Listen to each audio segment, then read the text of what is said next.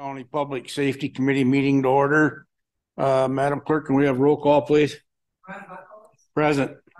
Yep. Ted Peters. Here. Jason Weaver. Jason Virtual. Marshall Zavitsky. Here. Caleb Plum. Okay. Pledge of Allegiance. I pledge allegiance to the flag of the United States of America and to the republic for which it stands, one nation, under God, indivisible, with liberty and justice for all.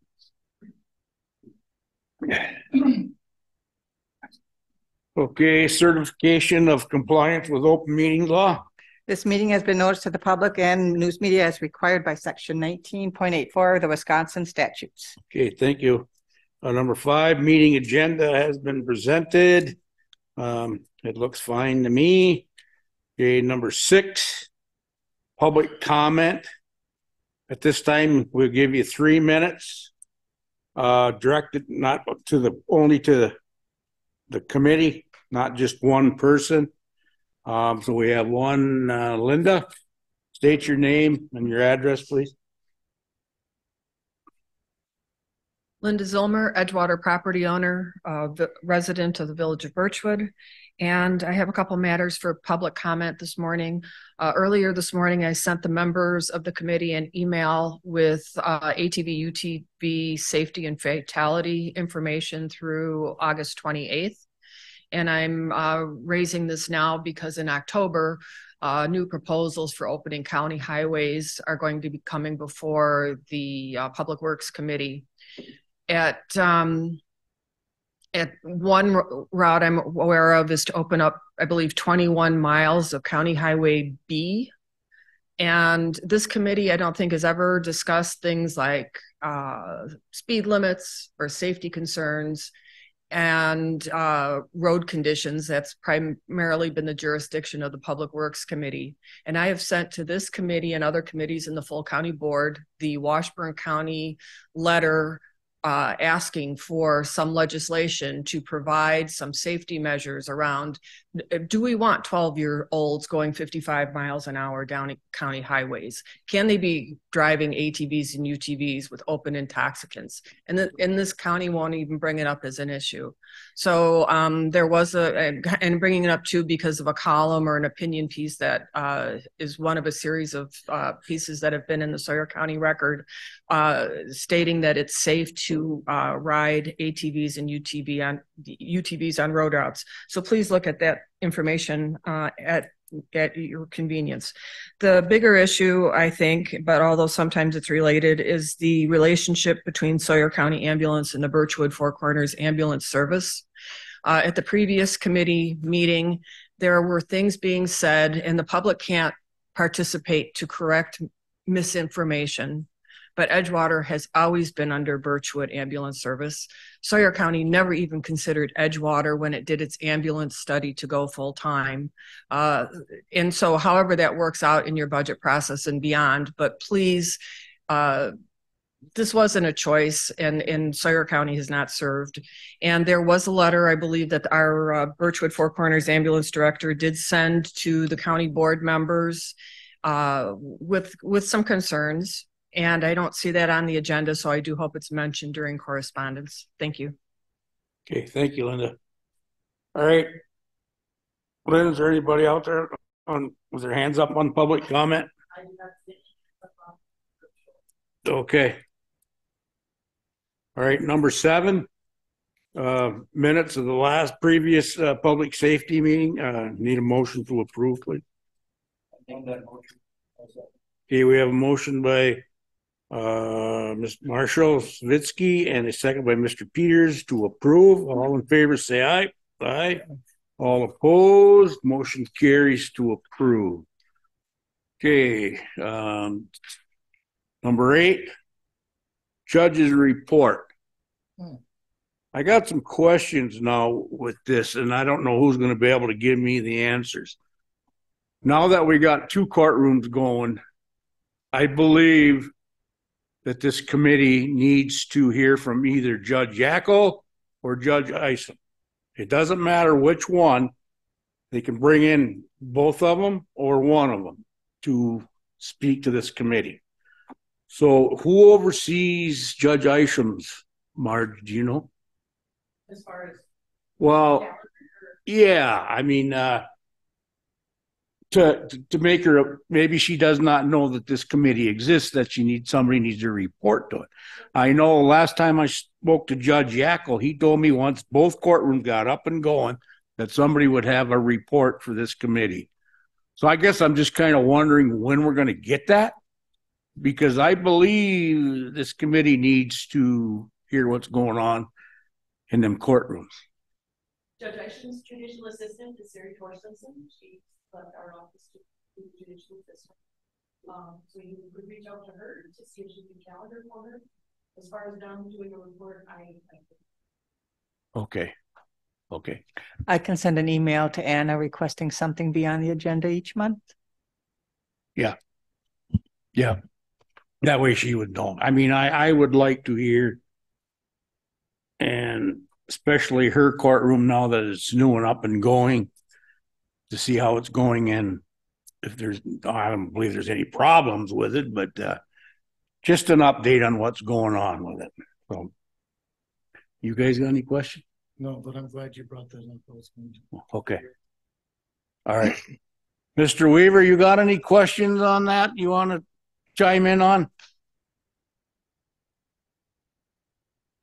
You must not be able to hear us. I don't think he.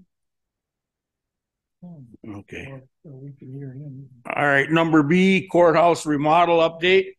Andy? Good morning. Not a ton to update on. There's still a few punch list items that they're addressing, and then we're working on closing out the financial end of the project. Still a few fixtures as well that we have not ordered, but will be coming back or discussing ordering. We're short some chairs that were not in the scope of work, and a couple of office furniture pieces. But otherwise, we're just winding down the project and getting it closed out. Okay. We don't ask that here. Anybody got any questions for Andy on that? All right. Thanks, Andy. Grade number 9, Clerk of Courts report, Marge.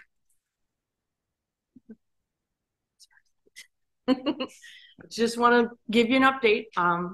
My biggest fears with getting a second judge has come full circle. We quite frequently have 3 courtrooms running at once. Oftentimes the clerk staff, unfortunately, is sitting alone in the small courtroom because the sheriff's department doesn't have the staff either to bring court security over. And that's a security risk for staff. And staff we're busting our butts. We're in court a lot. And trying to keep up with 3 courtrooms all at once is a big challenge. And our caseload has not been decreased. It's increased by taking on probate. So again, I'm going to ask you all to keep in mind when budget time comes and my request for another full-time position, please keep that in mind, what we're doing here. Thank you. Mr. Howard? I was just going to ask if she is putting in for a full-time position.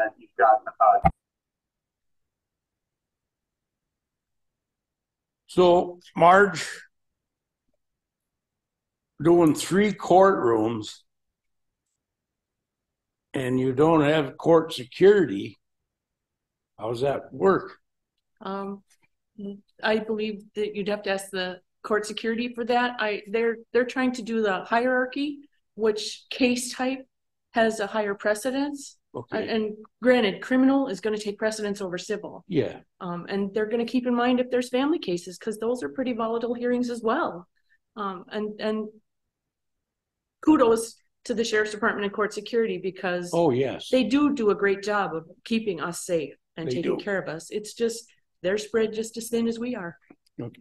Well, I mean, I guess I didn't understand there was a 3rd courtroom. So, can you explain to me what that one's for? That's the small courtroom, and that's the visiting judges. And we currently are juggling 6 judges from 6 other counties handling Okay. Sawyer County cases. Okay. So they're commingled in amongst all of Judge Yackel and Judge Isham's court dates, and we're trying to make sure we're staffed, and court security is trying to make sure we're covered, but it's doesn't always happen. Okay, so if I wanted to sit in on Judge Isham's courtroom, we can still do that, right? Correct. Okay, all right. Go ahead, Mark. I think that's interesting about using the small courtroom, because when we, brought out the second courtroom and everything, that courtroom was never discussed. Otherwise, knowing what situation you're in now, I think we would have tried to do something different. I would hope that Andy needs to look at, or should have looked a little differently. I don't want to, maybe I'm out of bounds here, but we should have looked differently at how your staffing went as far as moving that person over to one of the judges. Yeah, that's crazy that you guys are, staffed the way you are, and then trying to do 3 courtrooms, and same thing with the sheriff's department. Like I say, in our minds, it's always been 2 courts. Exactly.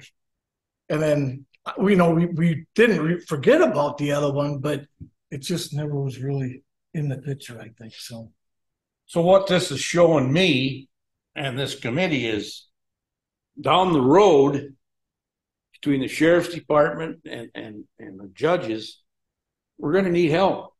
Correct. In the clerk's office and the sheriff's Yeah, department. and clerk's office and the sheriff's department.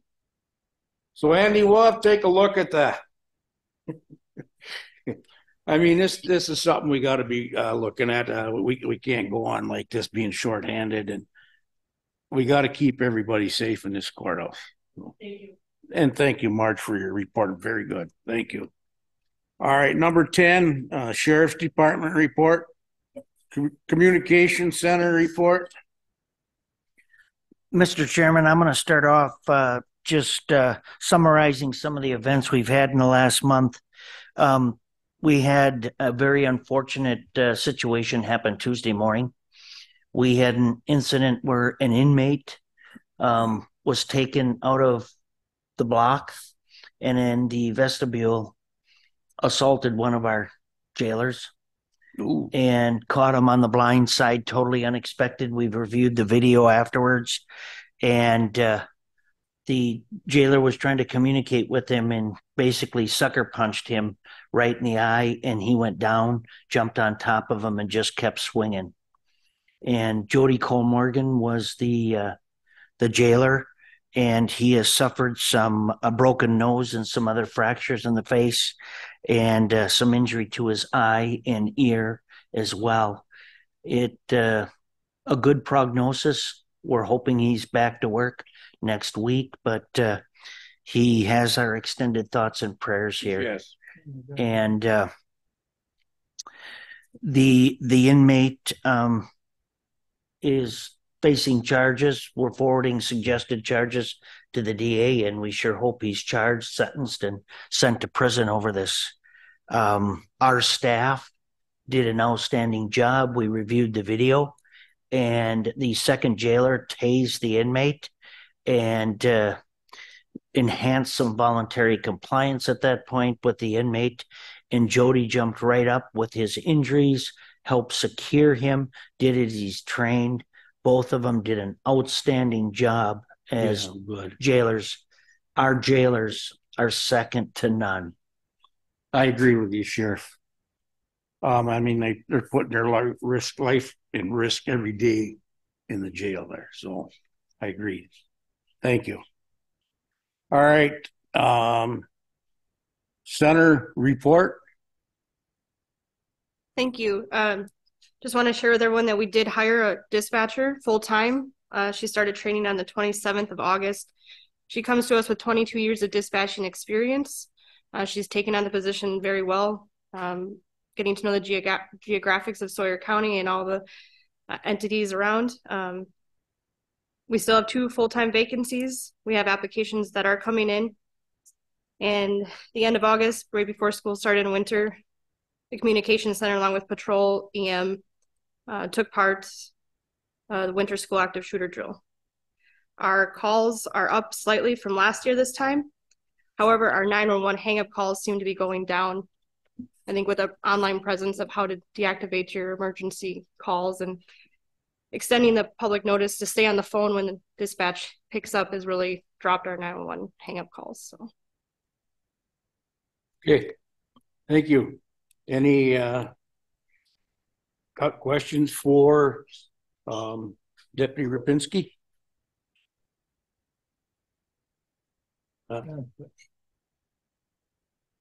Oh. Okay. Yes. Is that the one? We just was told about your incident at the jail, and we want to commend you on a job well done, and we're sorry that you had to take what you got out of it. But as this committee and the Sheriff's Department, we appreciate what you do. And I hope you get well soon.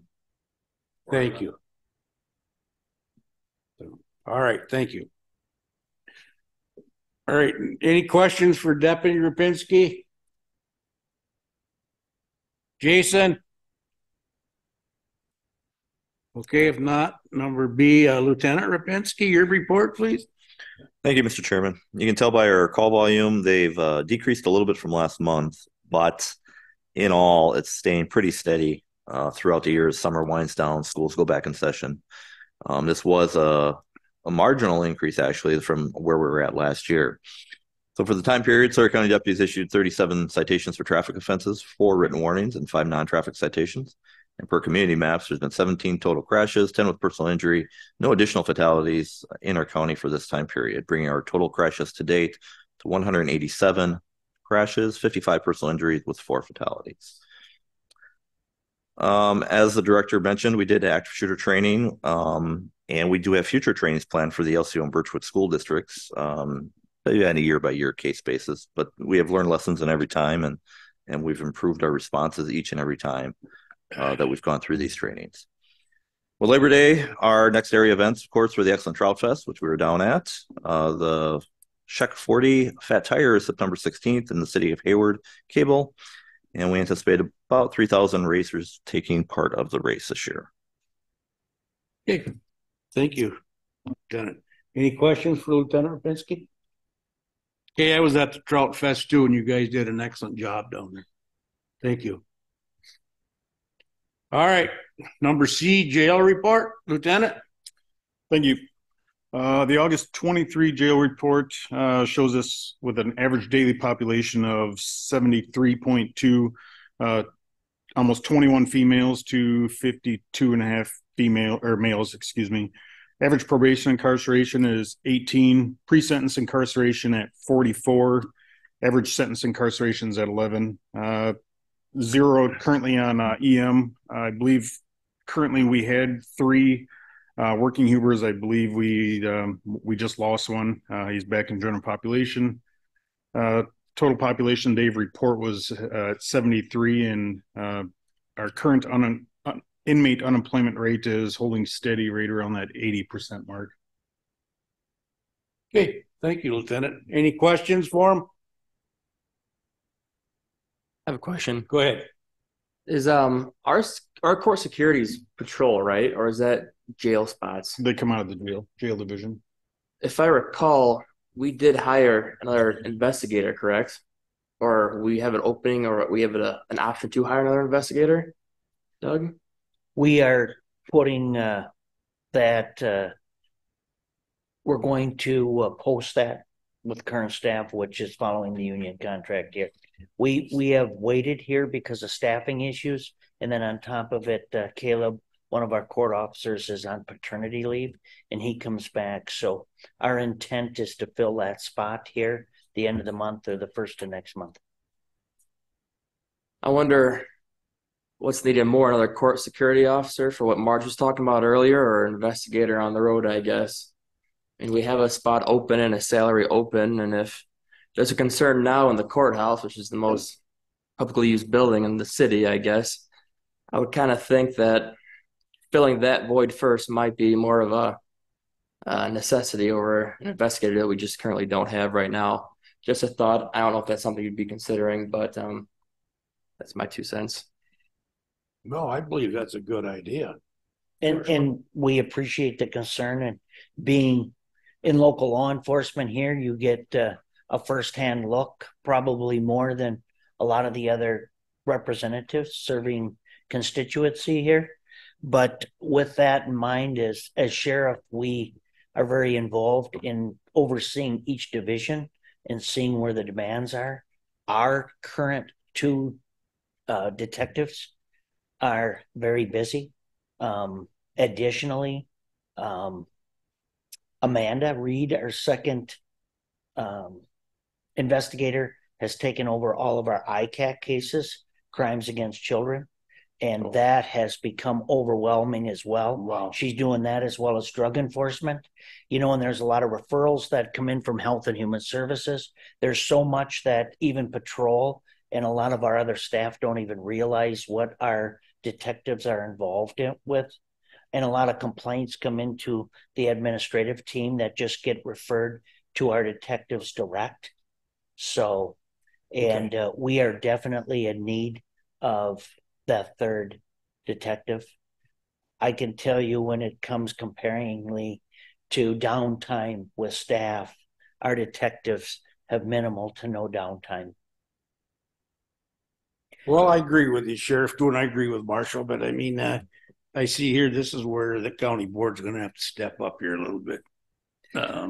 And with court security, we did meet with both judges and their JAs, and had Marge on the phone as well. She was off that day with family, and we are working on a plan here, something that short-term and long-term, and make some further assessments here on exactly what we're going to do. And we've had communication with Andy as well over this.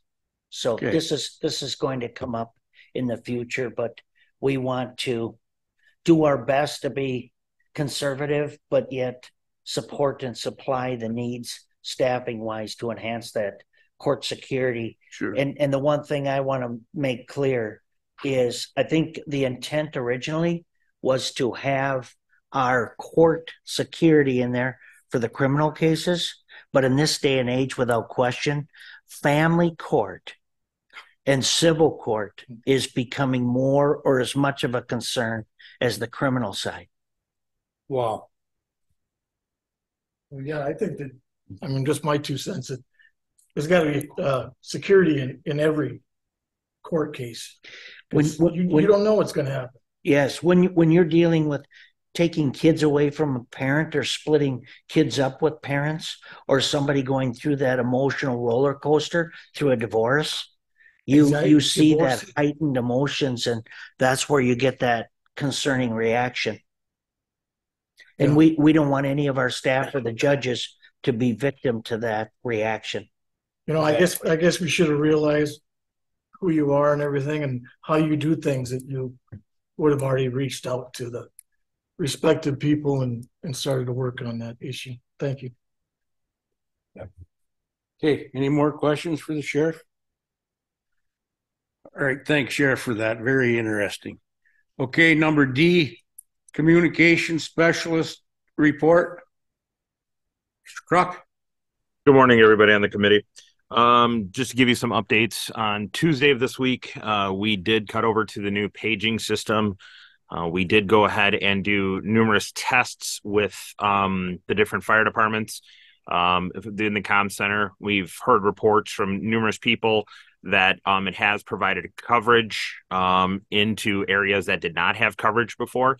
So it has increased our coverage. It is not, obviously, coverage is not going to be 100%. We can only work to achieve street level coverage. That's an important thing to remember on this. Lots of times, especially when it comes to pagers, when you have them in the center of houses, they can be affected by electronic devices, those kind of things. You can't estimate or take into consideration of how a radio signal is going to travel through a building, because all the buildings are different.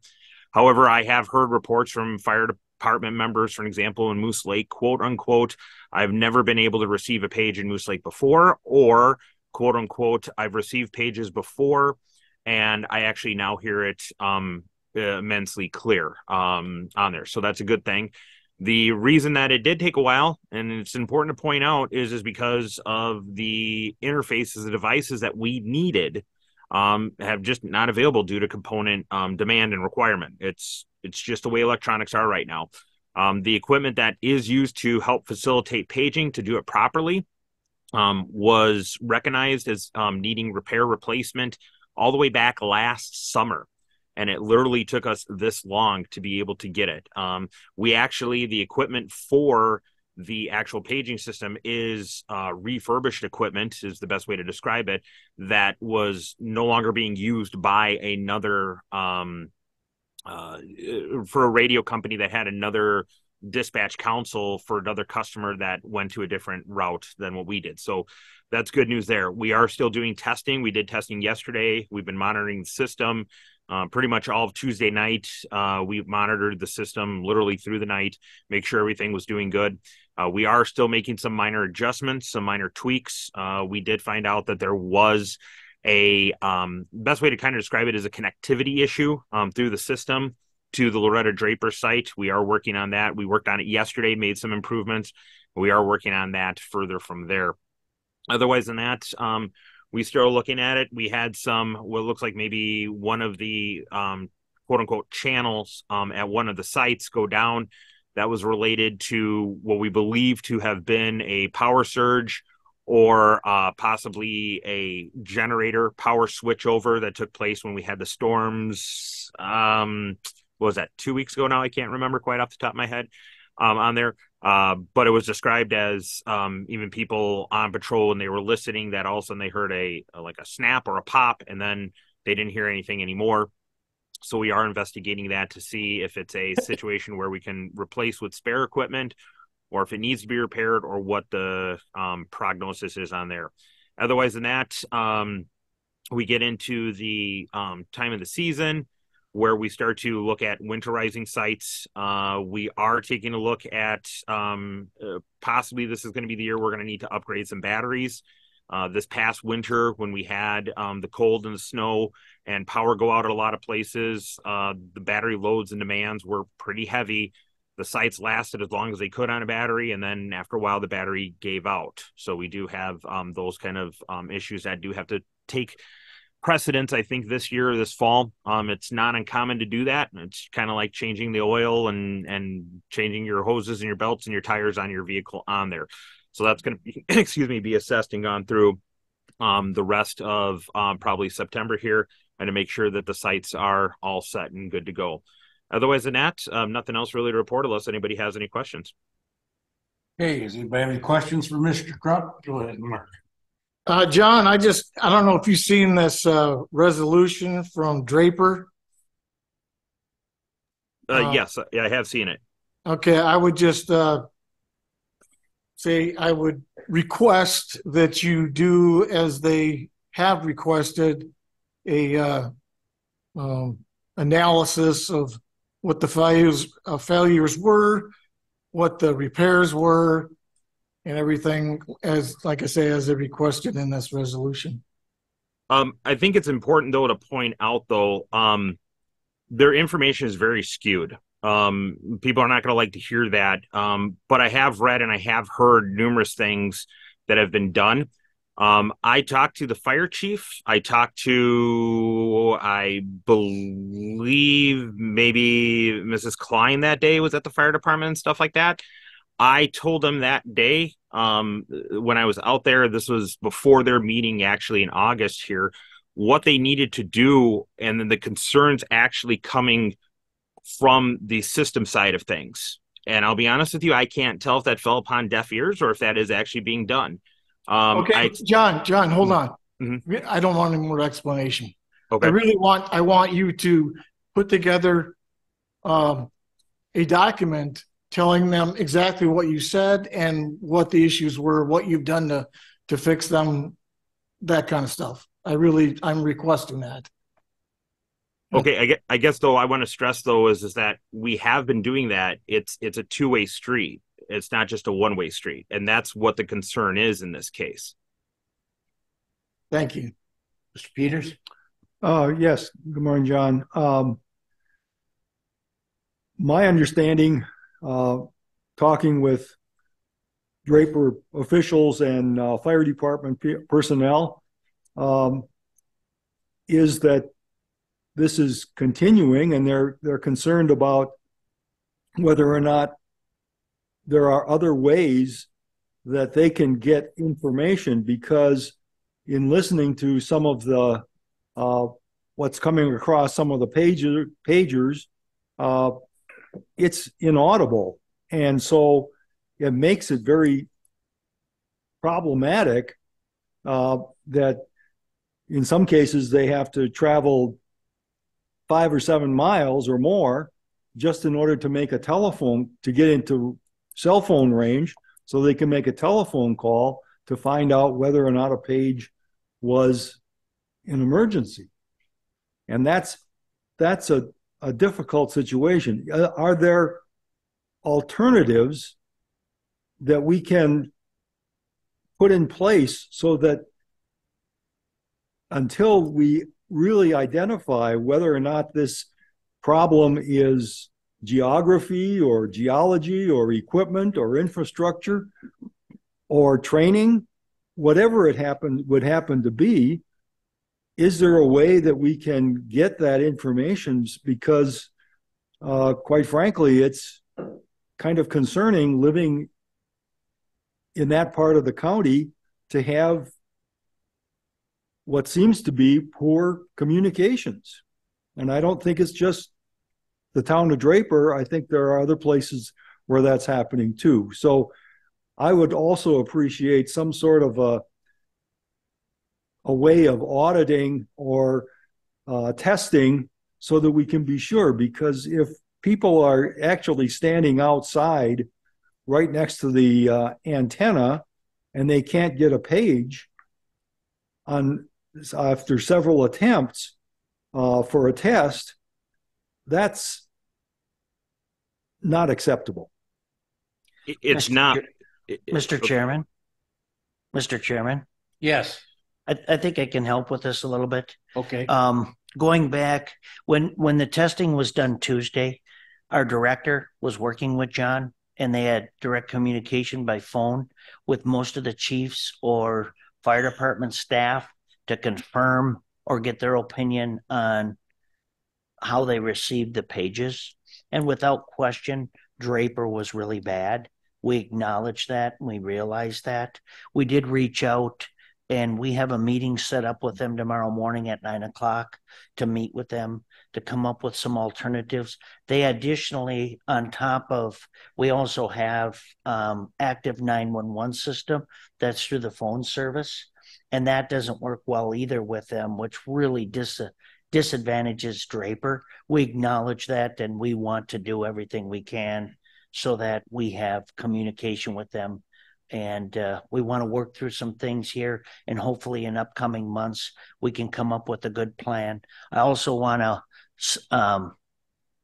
let the committee know here, we have been in communication with Administrator Alvarado, and I'm adamant about wanting 95% portable coverage in the county. We're looking at a different system or enhancing our system here, whatever it takes to achieve that. I've had communication with John. He's aware of this.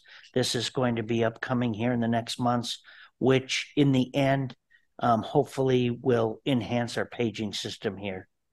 So okay, my question is, Mr. Truck, how does this affect Winter and Southern Sawyer County? We did paging test on Tuesday with the new system, and there were people that were either not able to receive pages before that are receiving pages now, or there's people that they've received pages before that they've been scratchy, but now they're actually improved a little bit. Now, the paging testing that was done with those people that have had improvements but were scratchy but are still sort of scratchy was done once again in building. Other people have said that they heard it loud and clear. They were, I believe one of them was south of Winter, maybe, or something like that. Nicole, could you reference the Winter fire chief one? Do you know where he was at? I don't remember exactly. He said he was at his house. I guess I don't know where he lives, where Chief Falk lives. But when I was on the phone with him, I could hear the paging loud and clear. He also said he could hear it loud and clear, and it was the clearest it's been. I know where he lives. We also tested with search and rescue with Pat, and I was on the phone with her, and she lives on the north side of Winter. And she said that it was still a little scratchy, but it was clearer than it had been. Okay. Trying to think of who else we tested with, but several that we did talk to either called into dispatch or I was on the phone with directly and said it was clear. Unfortunately, with Draper, it was still scratchy. Okay, I guess, I agree with Mr. Peters, Mr. Helwig, Mr. Kruk, that we need to get this prioritized and get some kind of communication up there. This is just not good that they don't have that communication there. It seems to be that it's just a dangerous thing not to have it. And I think it should be a priority thing. So if you can make it that, I don't know if you can, but this committee is kind of requesting that, I guess. No, and it is a priority. I think, once again, everybody has a skewed view and thinks they know everything about communications. I'm sorry to put it that way, that they do. We've tried explaining it numerous times. Once again, the pages that were done on Tuesday testing is on the new system. There was a person inside the fire department, I believe it was Mrs. Klein, and her pager did go off. It was very scratchy. But once again, we had to do some things to the Loretta Draper Tower that is there. That's what we are currently working on. We should hopefully have some resolution on that today, is what I'm working with the company, because we have to adjust some timing on the system, which is part of the whole technicality of it.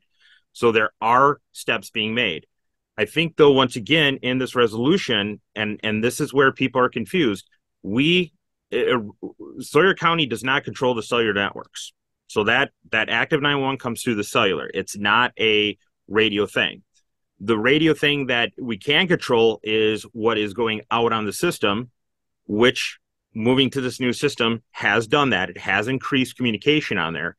But once again, I want to stress, when the test was quote unquote done, and I asked Loretta Draper that day when I was there at the fire department working on some of the equipment to do some testing and stuff like that on there, that quote unquote, that have you tested your equipment? When was the last time your equipment was being tested? If you're using equipment that has not been tested or is not operating properly, that's not an effective test on here. Also, too, is that they have described to me at that day that there was certain things that their pagers were doing, which they said is going off for Winter, but wasn't going off for Loretta Draper. Well, if it's going off for one tone, but it's not going off for their department tones, I guess I would question to make sure that the pagers are programmed correctly and everything like that. We have to have a good baseline of testing to do it. I've been out at Loretta Draper when I've been working on the equipment in their garage for the siren test, for other things like that. And I've had my pager go off. I've had my radios alert. I've been able to communicate from inside the Loretta Draper Fire Department, inside the building, with the doors closed, on Law D and a couple other things. So that's why I'm saying is yes, there's an issue, but we need to have a baseline of things to do in order to test and to see how things are progressing. That's what I just want to stress that. Well, I want to say this committee doesn't say that we're up on communications, if that's what you were getting at. No, not you. That's why we got you as, communication specialist, and we're relying on you to get some kind of help up there. So, I'm hoping you can do something. So, Mr. Peters? Yes, and I guess I think that all my conversations, I think that the fire departments and towns would appreciate the opportunity to partner to resolve any issues, But in order to resolve those issues, we need to know exactly what they are. But I do appreciate the fact that you have run some of these tests, and it would be very helpful if we could clearly and concisely communicate the results of those tests. Yeah. Thank you. Clint, I see Chris Klein on there. Ain't he on the Draper Town Board? Does he want to speak? He's not? Oh, he's on the fire department. Does he want to speak? Got his hand up, Brendan? Hello, can you hear me? Yeah. Go ahead. Hi, this is Chris Klein. I would like to point out I'm a little bit unnerved by Mr. Crook's testimony here, where he's trying to put off the issues on the Draper Fire Department rather than looking at the failure of his installation there. When he said he received a page loud and clear when he was at the fire hall with us present, that was on the law channel, which is a completely different frequency. As of now, the Draper Tower, and for the last 2 decades, has never, in my opinion, communicated any pages to on the fire frequencies. So that tower is not functional for fire. We're receiving our pages from Pipestone and Hayward, and that's why they're so garbled, because they're traveling over such a large distance. Not to mention that the equipment has no battery backup system. It has no generator. It's plugged in with an extension cord that was chewed through by a mouse and has not been replaced yet for over a month, even though it was brought to Mr. Crook's attention, and it was also brought to Mr. Morotek's attention. And that extension cord is actually in violation of state law. You're not allowed to connect permanent equipment, especially life safety equipment, with an extension cord. And that extension cord is chewed through by an animal that could be causing a dead short, and maybe why the modules fried in the equipment. We don't know why they fried, but that's a good example of what could cause it to fry out. And so I'm an IT person that works on computer networks, and I can tell you that that's a failed installation from having no battery backup system, no power generator. When we have the most calls in the area, it tends to be when there's like a power outage or a natural disaster, like when we had the winter storms, etc.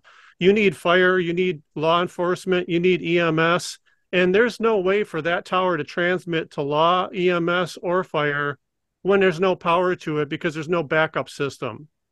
No power backup, not even a battery backup that can run it for an hour.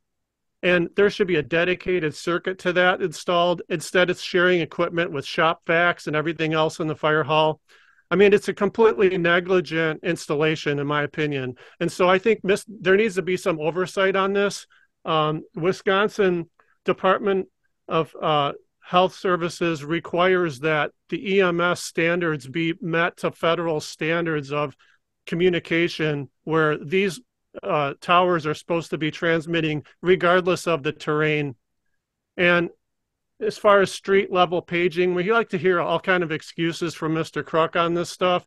That doesn't mean that it doesn't penetrate a few feet into a building, and it certainly doesn't mean that that the pagers aren't supposed to be working when you're standing right outside the fire hall, underneath the tower. The tower is simply not functional.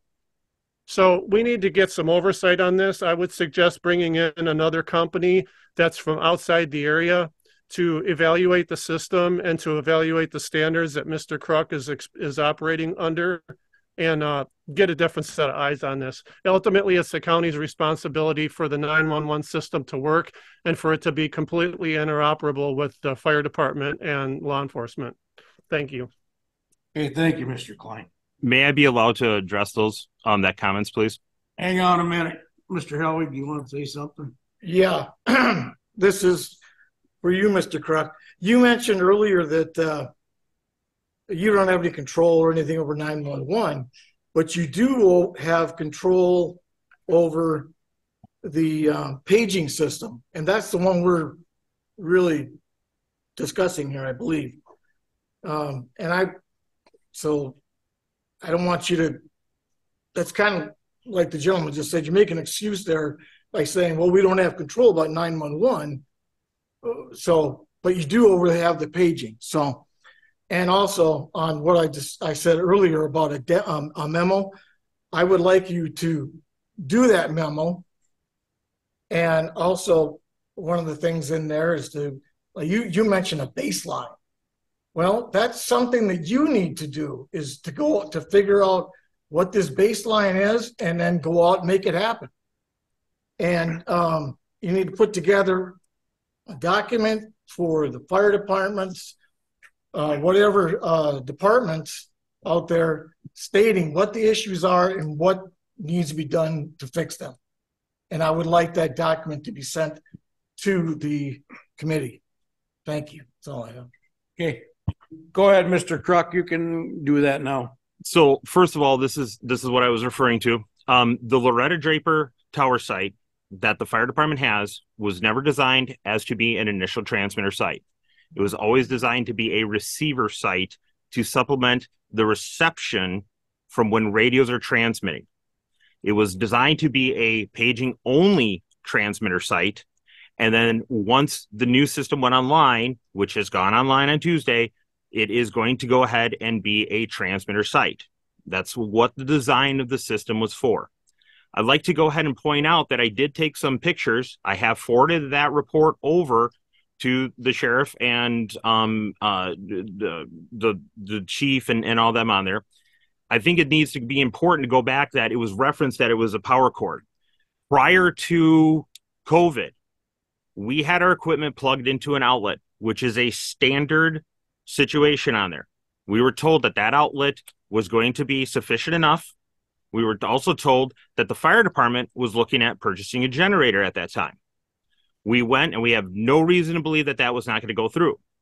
We received a report from, at that time, the administration in the Loretta Draper Fire Department that winter of 2017 to 2018, that due to the heating system within the fire department, that it was going along and it was going and blowing the circuit breaker that our equipment was plugged into. So they actually had the heating units and that on that same circuit breaker. We were told at that time that it was going to go ahead and be repaired and the circuit breaker was going to be moved, and that the extension cord would only go ahead and be a temporary fix to another outlet until that was done. Now, the Loretta Draper site is a very site that, being as receiver, does not have that much involvement. We were not made aware that it was extension cord until it was brought up there. And the way it was conveyed to me was the extension cord coming out of it. The assumption was that outlet was being used. I have pictures of the outlet right next to the equipment that we were using that's not being used now because we can't use it because it was never fixed. And therefore, I came out with the equipment to go from the cabinet to the wall outlet. That has never been done by us. That was done at that time by the Loretta Draper Fire Department. Will I admit that, yes, I should have followed up on it, thinking that what I was told that was going to be done would have been done? I will admit my fault on there. But the site is a receiver-only site. It is not considered a critical site. Although the other sites that are transmitting have the sufficiency to go ahead and do that, and I even brought up about battery backups today because it's that time of the year that needs to be checked, but the main transmitter sites are done. With the main transmitter sites that are in the county, that achieves the design of what it was, which was 95 mobile coverage of the system, not portable coverage, and street level coverage for paging. That's what it was on there. Okay. My other concern is that cabinet and that site is being wheeled around and moved around. When I just came in a matter of a week and a half between going out there before, getting ready for the cutover, to checking it out on Tuesday, that cabinet is being moved by members in that fire department, which created concern. The cabinets have cables coming out of there for antennas. They have cables coming out of there for power. They have cables going ahead and coming out of there for internet connectivity on there, which is how the system talks back to the system. And in that kind of case, those cables can easily be damaged or snapped on there. I have documented that in the report that I did send up to the sheriff and his staff on there. That is a concern, yes, for the sites, more so how it was at one time a good, secure site with promises, and that has not materialized. But once again, that is not a transmitter site except for paging. And now with the new system cutting over, because we finally have the equipment, then yes, it will transmit pages, but it's not going to transmit law. It's not going to transmit fire, and it's not going to transmit comment. Okay. All right. Thank you, Mr. I would like to respond to that, please. Yeah, quickly, please. When Mr. Crook came out last month, our clerk, Elizabeth Klein, advised him to bring an extension cord to replace the mouse chewed extension cord. He failed to do so. When he arrived, we offered to give him a brand new extension cord to plug in because we're certainly not going to unplug his equipment. He refused to do so. He was out there again yesterday and he refused to change that cord. It's still in service right now. So he's putting in new modules to replace fried equipment, and he's using a shorted out extension cord, and now trying to blame the fire department that his equipment was rolled away from the wall 2 feet so that the department could be painted. That department has never been cleaner now than it has ever been. It used to be where there were piles of garbage piled up against spare tires and trucks and everything up against that equipment because he installed it in an unprotected manner. In my opinion, it's a very unprofessional installation. It hasn't been thought through, and he's admitted that it hasn't transmitted anything out of that tower. So for over a decade, the residents of our township have looked at that tower and thought that they were getting fire service out of that, and they're not. So I'm kind of sick of the excuses and the finger pointing here, and I think we need some oversight on this. Thank you. Okay. There will be. All right. I mean, this could drag on forever here, but I appreciate, Mr. Crook, all the information you're giving us. I appreciate Mr. Klein's input. I guess what I would like to see in this committee would see that you and the sheriff make this kind of a priority if you can do so. Is there any way you can go up and change that cord? I don't know. No. That's why it's a big problem. I don't know why changing the cord's a big problem. It's not changing cord. It's the issue is that when they advised it, it was thought to be the cord coming out of the cabinet, which would be sufficient enough to plug in the outlet. What needs to be done is that Loretta Draper Fire Department needs to guarantee that the local outlet that we plugged into, which is right next to our equipment, will work and it won't have the circuit breaker blown when the heater turns on.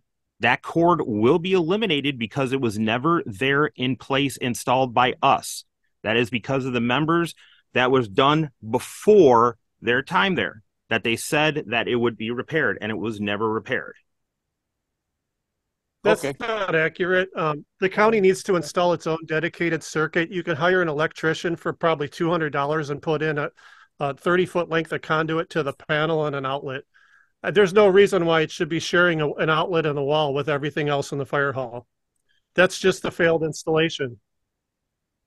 All right. That's enough. We got to get going. We got other business here today. So, all right. We're going to move on. We've already did D that fell into E. So we're going to move on to F. The code enforcement specialist report. Brandon's not here. He's got a update on here. You guys got any questions with that? No, he does a good report. Okay, number 11, emergency management. Thank you.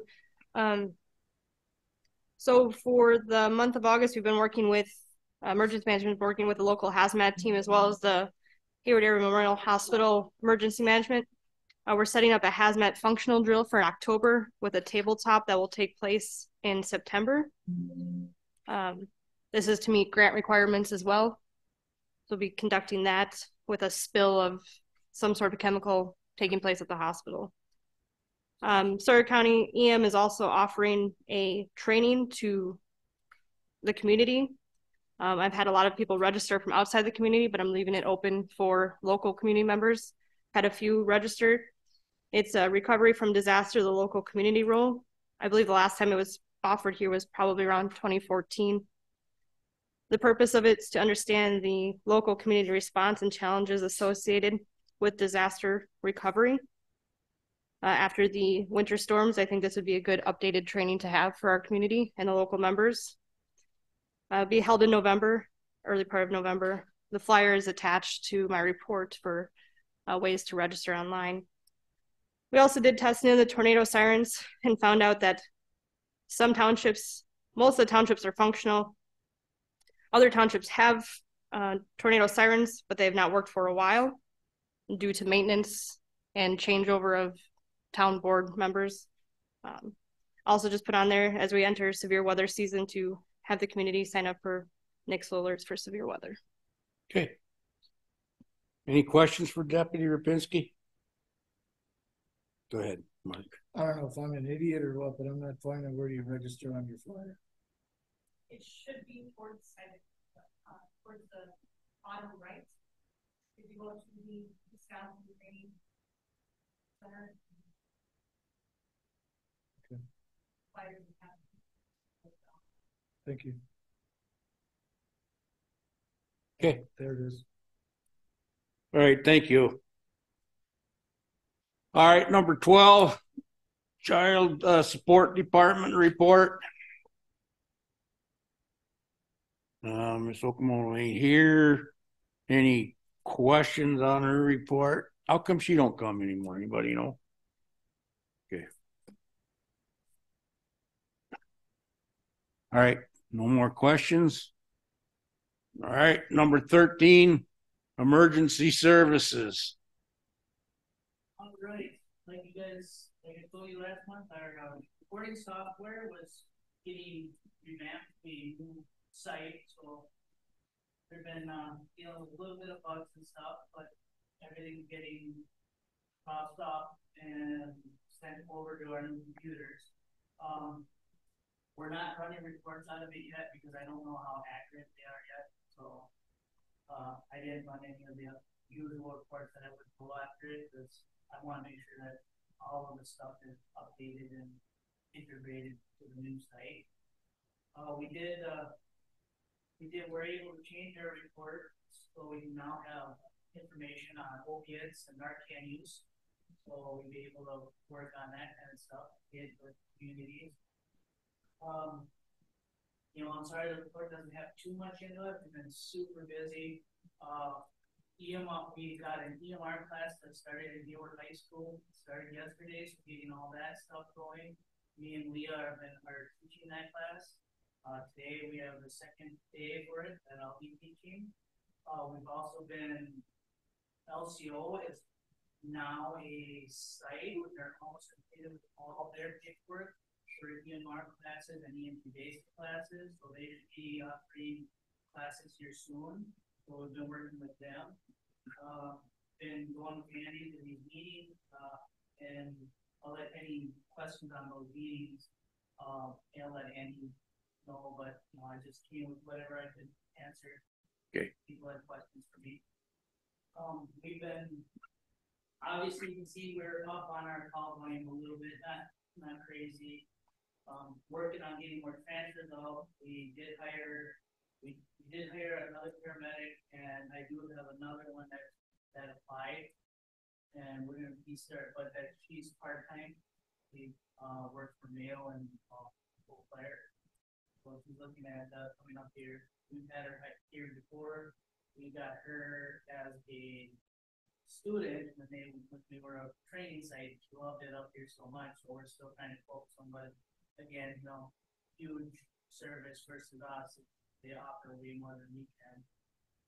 But we are a good place to work.